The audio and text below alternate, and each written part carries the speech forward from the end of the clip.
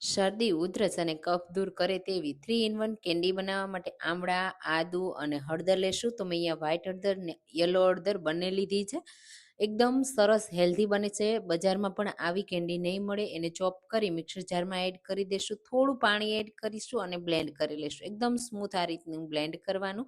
હવે થોડું ઘી એડ કરીશું. એમાં 1 કપ ગોળ અને અડધા કપ જેટલો પલ્પ એડ કરીશું, જે આપણે તૈયાર કર્યો છે તે સારી રીતે મિક્સ કરીશું. એટલે ગોળ તરત જ મેલ્ટ થવા લાગશે.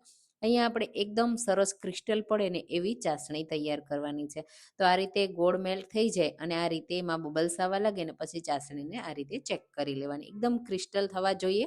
તો આખા વર્ષ સુધી તમે આ કેન્ડીને તૈયાર કરી રાખી શકશો. હવે આ રીતે બટર પેપર લેશું. એમાં આ રીતે સ્પૂનની મદદથી નાની નાની સાઈઝની કેન્ડી મૂકી દેશું.